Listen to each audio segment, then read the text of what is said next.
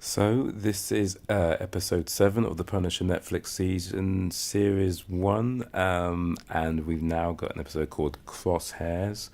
I'm guilty of wanting just to stop play on this and just watch the next episode, but I've committed to this now, so let's go forward to some of the things that I've picked up about this episode.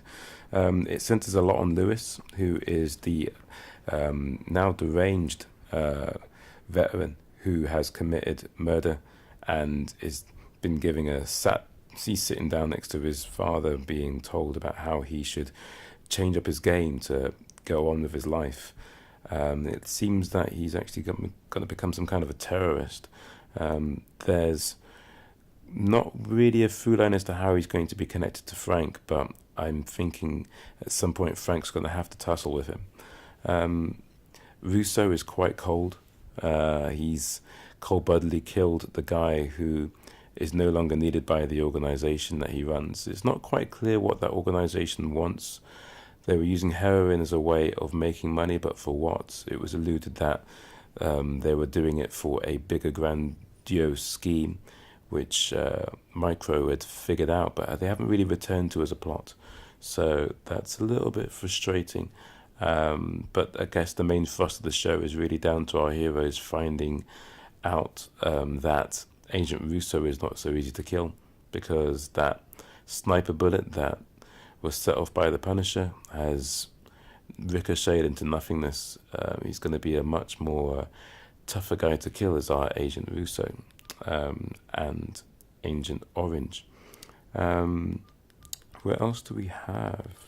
Frank versus innocence in the comics, which is a phrase I'm always afraid of using because it suggests that I'm one of those geeks that doesn't want anything to be changed.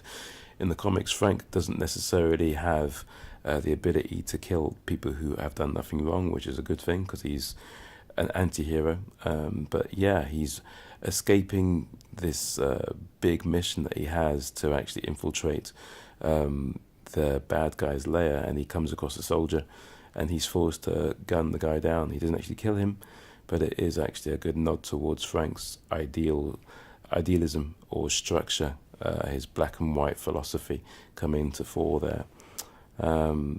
This episode was good in that it moved the A-plot along, but there's less revelations in store.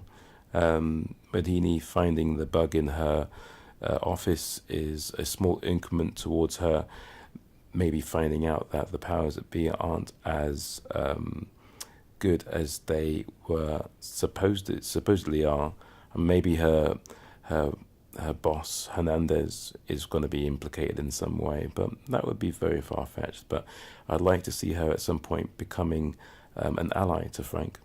No Karen this episode, but maybe she'll be in the next one.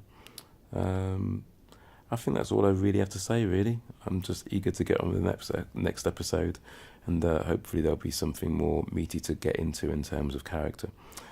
Check out the links for Luke Cage and the Twin Peaks spoiler episodes that I've been doing. And if you want to check out new music, then by all means, there should be a link there as well. Bye-bye for now.